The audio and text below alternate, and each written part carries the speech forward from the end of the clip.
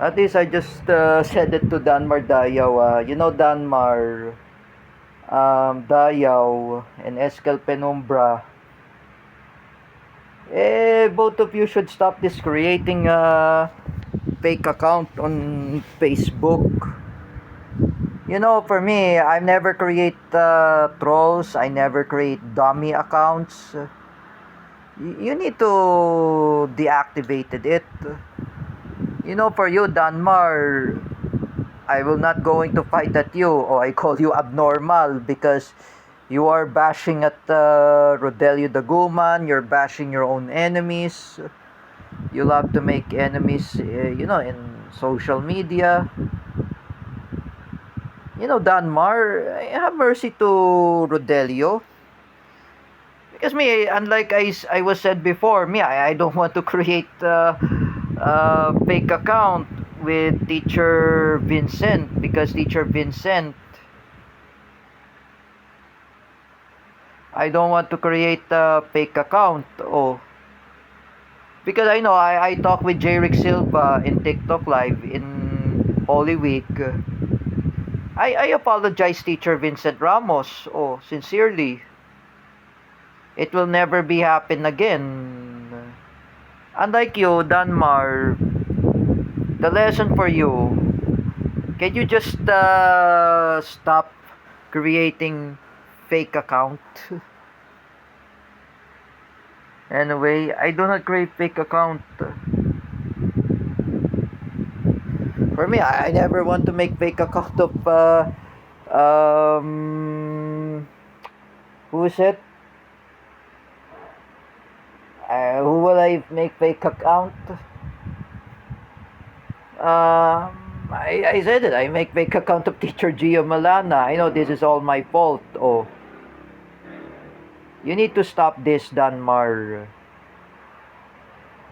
Terra Francisco unfriended you in Facebook. Everyone are unfriended you. Even Roylan Mardang. Wag ganon. Like I said to you, for me, unlike Carlo Orencia, he already apologized to Jesus. Why can't you apologize to Rodelio Daguman, Kuya Rodelio? And make a ceasefire. I already have ceasefire at Rodelio Daguman anyway. I just stopped fighting over with him in social media.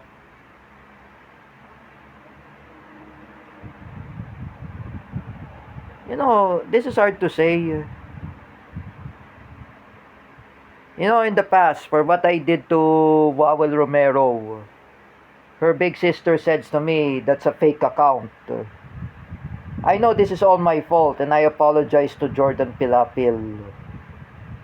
Unlike you, Danmar Dayaw, you need to stop creating a fake account. Stop creating lots of trolls. If you saying about you're making fake account of Rodelio Daguman, he doesn't know about Ernest Marsigan. He doesn't really know him.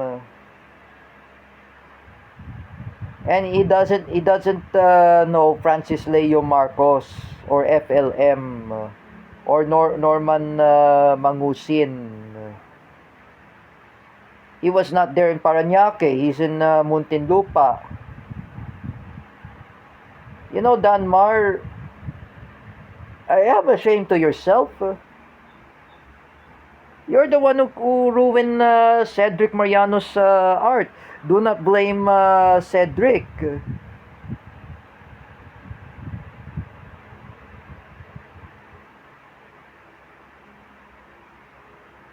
As I'm saying,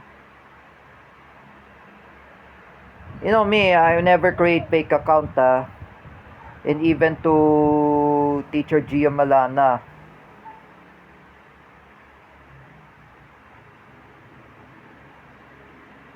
If I say again, Danmar Dayaw and Escal Penumbra, both of you, who is responsible to create Rocky Tulog? Who is responsible to create Rodelio Daguman? Both of you. Is this what both of you create a fake account to ruin Cedric? Is this what both of you want to create account to ruin my reputation that I was involved, that I ruined Cedric Mariano? You're trying to ruin my the reputation of Rodelio Daguman. You try to ruin my reputation. Look, Dan Mardayaw, I am not picking you a fight. I am giving you a warning to stop creating fake account. You know, Danmar, have a shame to yourself. Look at Rodelio Daguman. He has no mother. He has no pet dog. I've been talking with J. Rick Silva in TikTok Live. We discussed about nawalan na pong ng nanay si Rodelio. Wala na pong aso si Rodelio. Namatay sila, like I said. You know, Danmar, the only I hope you should take care of your dogs instead of your politicalize, you're posting about Bongbong Marcos. Puro ka lang gulo, puro ka lang away, and you know, you're creating a provocation. Puro ka lang inaapi, like I said. You know, you're really just like me, Danmar. You're similar like me, and I know what you're doing. You're messing in the first place.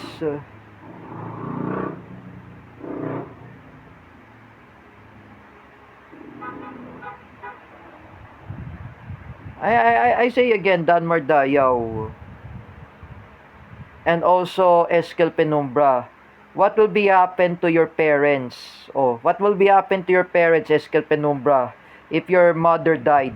Oh, Teacher Kel will divorce you. She's filing divorce you to United States. Oh, because in US they allow divorce. So compared to Donald Trump, he divorced Marla Maples and Ivana Trump. Oh, and he remarried to, who is it? Melania Trump. And what about you, Dan Mardayaw? If your parents died, if your mother died, who will taking care of you? Sino ba aalagaan sa'yo, Danmar? Nobody. I know this is my criticism. You know, for all of you, for all of those Marcos loyalists who were fake Filipinos, who tried to bully me, to manipulate me. Like I said, I framed Teacher Vincent Ramos, I attacked Teacher Gio Malana, this Teacher Alexandra Pagkalinawan, and Ate Dina Guillermo, both of you, I say to all of you, both of you, Ate Dina Guillermo, what will be happen to your mother? Who will taking care of you? Oh, by yourself. Sino ba alagaan sa iyo? By yourself. Oh, you'll be homeless. And you, Teacher Alexandra Pagkalinawan, what will be happen to your parents if they died? Who will taking care of you? I say again, Teacher Alexandra Pagkalinawan, sino ba alagaan sa iyo? Like I said, nobody. If your parents died, nobody will take care of you. I always do that to Paulo Cruzada. I always do that. I say to my own statement, what will be happen to Paulo Cruzada if his parents died, if he make a bomb joke? Oh, he'll be homeless. Even you, Sangkay Janjan, who will taking care of your girlfriend, or if your girlfriend left you, you'll be homeless, Sangkay Janjan. And even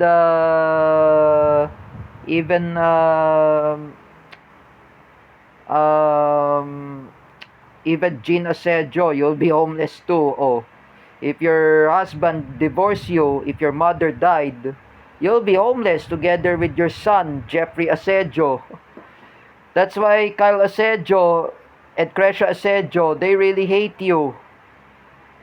Oh, they will join with her husband. That's not really good. Even those Marcos loyalists who were fake Filipinos keep trolling them, keep harassing them, keep making nonsense in social media. that will be happen to them. For me, as an advocate of social media, I've been talk about this in the time. Danmar Dayaw, over the years, you need to stop this. Do not blame Cedric. Cedric Mariano is really non-political. I am just saying to you, Cedric, if you're watching this, wag kang maniwala kay Danmar. I say to you, puro lang gulo, puro lang away, puro sirain sa'yo like what you're talking about. Danmar is really an asshole. Alright? He's the one who created fake account. He's abnormal. I do not insult Rodelio de Guzman abnormal. I do not insult Wawel Romero abnormal. Danmar Dayaw is really abnormal. Remember, all I could say, if I warn you, Cedric, pagsabihan mo to si Danmar, I am saying to you, tigilan niya yung paggawa ng fake account. That's why Kevin Suarez had told me, dami kasing trolls. You know what is really going on. I'm not making fake account. As I listen to Ate Din, as I listen to Ate Mel, not Ate Mel Canhete, as I listen to Ate Rona, as I listen to Kuya Bear, when I say to them, I never want to create a fake account. At least Ate Rona was right. Ate Rona says to me, wag ka gagawa ng fake account. Para hindi ka mapahamak. Teacher May says to me, wag ka gagawa ng fake account. Di ka mapahamak. That's what she said. Danmar, quit on creating fake account. Teacher May Tiburcio had criticized at you what she said. If you create fake account, you will get you in trouble. It is not really good to create fake account. For me, I'm saying who created the Dragon Inclusion Philippines. It's not Roy Danmar lang. It's really Danmar Dayaw. I was explained to David Gill's parents, even his mother, Mrs. Annie Gill. David Gill is not involved to create the Dragon Inclusion Philippines. He has his own Facebook page that is called, what is that Facebook page? Sacramental Christian Gift Shop. That was online selling of David Gill from the Santa Maria de Estrada Church. He sell anything, those items for online selling. Who wants to buy anything? I said it. Danmar, wag mo sisihin ng ibang tao. Like I said, you do not blame anyone.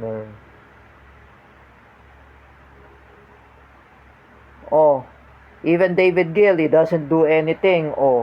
Now, I explained to Roy Danmar lang, si Danmar Dayaw palang pasimuno. He's the one who started this.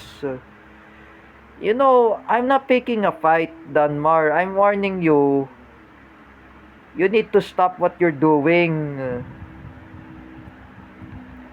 If Rodelio de Guzman had seen this, what you said before, if I send this screenshot, you will be reported by the police. I'm telling you. Like Jardino, he was told by his grandmother. His grandmother said, fake account is really a cyberbullying. There are lots of people who are making fake account to ruin everyone. That's not good to create fake account. Danmar, If I were you, even Escal Penumbra, please, both of you, have a shame to both of yourself. You know me, I say again, no, Escal Penumbra, you need to apologize to me for very disrespectful to me for what you were saying against me.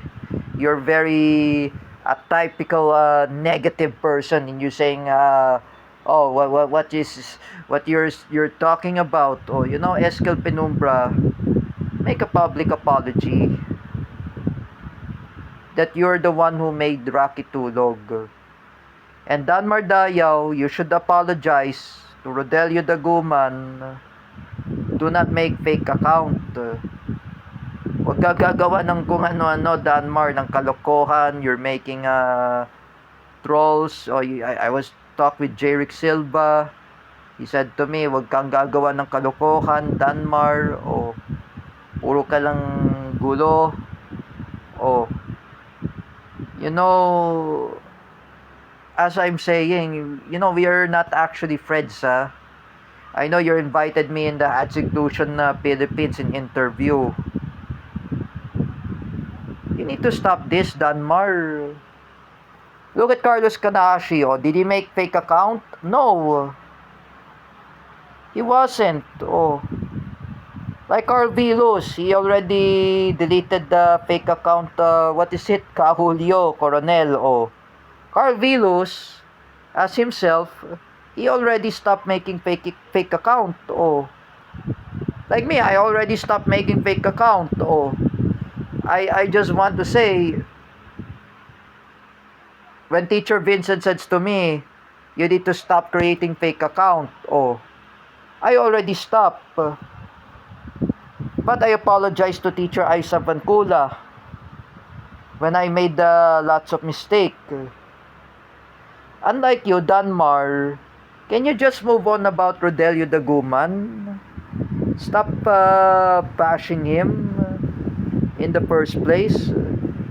You know, I was aware that Franco Cagayat says to me, hindi po yan si Rodelio Daguman, fake account yan. Oh, just deactivated it. I warning you. You know, Teacher May Tiburcio is telling you, even she said to me, oh, the fake account is a cyberbullying. Oh, you don't even know what is cyberbullying.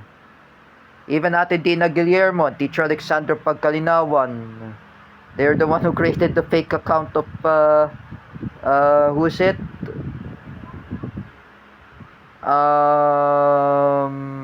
My name to ruin Cedric Mariano. You know, Ate Dina Guillermo and Teacher Alexander Pagkalinawan, both of you are wrong. Do not use a fake account. Do not use my name as fake account because that is a cyberbullying. Unlike Sangkay Janjan, he apologized Mrs. Annie Gill. He made a mistake when he make fake account. When he ruined Cedric. For me, Cedric Mariano, he has no related to politics. Can we just, let's say, we have to be non-political?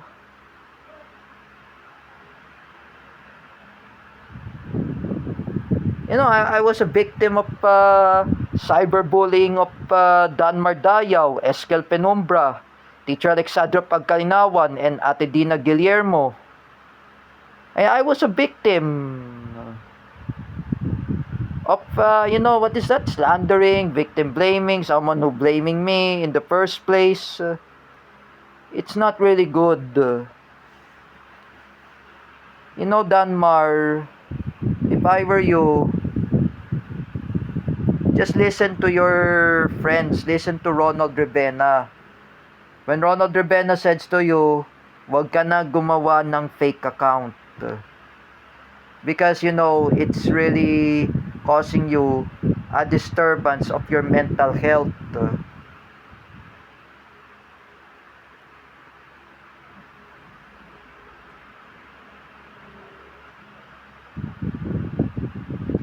I mean, I'm just saying before, I'm not making fake account. Oh, in December, I'm not coming to Japan in winter. I will stay at home. Oh, yeah, I'm not coming. I hate winter. Oh, because Franco Cagaya doesn't like to go to abroad because he doesn't like cold places. You know, Franco Cagayat, he doesn't like cold places. He doesn't like toxicity. Because why Franco Cagayat criticized Dan Mardayaw? Oh, because of your attitude. Puro kang ganyan, puro kang gawa-gawa ka ng kung ano-ano sa fake account para sirain si Cedric. You know, if I were you, Danmar, if everyone realize you, if you are wrong, do not create fake account. You know, my mom says to me, oh, when you make fake account, that's really bad. Oh, look at Paulo Siaco and Franco Cagayat. They did not create fake account. Just to know, they are responsible as a Facebook user. Facebook is not a game, Danmar. Facebook is not an online rambulan. Facebook is not creating too much fake news. Unlike you, Danmar. You're making a fake news at Rodelio Daguman. You're making fake information that he knows, who is it? Ernest Marsigan, Norman Mangusin, Francis Leo Marcos. He doesn't know them. How would he meet them? He cannot walk.